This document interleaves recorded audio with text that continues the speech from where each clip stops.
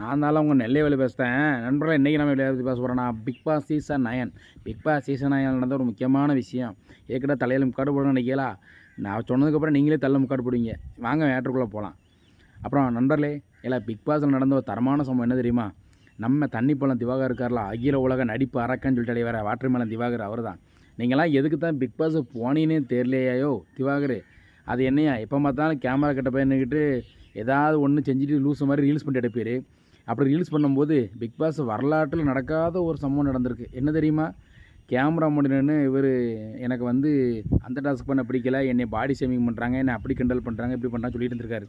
Camera முன்னாடி நின்று எப்பவும் போல் என்ன பண்ணியிருக்கு தெரியுமா? கேமரா பண்ணிகிட்டு இருக்கும்போது இந்த இம்சியரசம் புலிகேசி படத்தில் கரடி வந்து அமைச்சரை காரி துப்பும்ல முகரையில், அதே மாதிரி இந்த கேமரா வந்து சம்பவம் பண்ணியிருக்கேன் பிக் பாஸில்.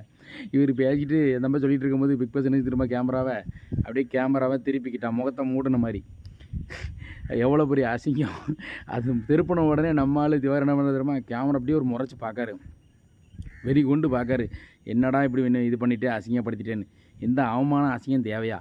எங்கே போனாலும் தான் உமருக்கு இந்த அசிங்கம் அவமானம் நடந்துக்கிட்டே இருக்கா திவாகர். எதுக்கே அப்படி பண்ணிதிரு ஐயா? பிக் பாஸு யார் யாரெல்லாமோ நீங்கள் தூக்குதீங்க பிக் பாஸ்லேருந்து. இவரை ஏன் நீங்கள் இன்னும் எலிமினேஷன் பண்ணாமல் வச்சுருக்கீங்க திவாகரை? எதுக்கு வச்சுருக்கீங்கன்னு கேட்கேன். திறமை இல்லாத ஆளை கொண்டெல்லாம் உள்ளே விட்டுக்கிட்டு ஏன் இப்படிலாம் பண்ணிட்டு இருக்கீங்க? பிக் பாஸ் பார்க்கறதுக்கே எல்லோரும் எரிச்சப்படுத்தாங்களாம். திவாகர், இனிமேல் இந்த மாதிரி அசிங்கம் தேவையா? ஃபஸ்ட்டு உள்ளே போனோமா டாஸ்க்கை விளாண்டாமல் வச்சோமா இருக்கணும். இதில் தெண்டதுக்கு சாப்பாடு, ட்ரெஸ்ஸு, சம்பளம், இது எதுக்கு இந்த தேவையெல்லாம் பிக் பாஸ் பண்ணிகிட்ருக்கு? என்னவோ என்னோடய கருத்தை சொல்லிட்டேன். சரியா? ரைட் நண்பர்களே, உங்களுக்கு வீடியோ பிடிச்சா லைக் பண்ணி, கமெண்ட் பண்ணி, ஷேர் பண்ணி, மறக்காமல் நம்ம பேப்பரடி 224 சப்ஸ்கிரைப் பண்ணி பெல் அமைக்கிறேங்க. நன்றி, வணக்கம்.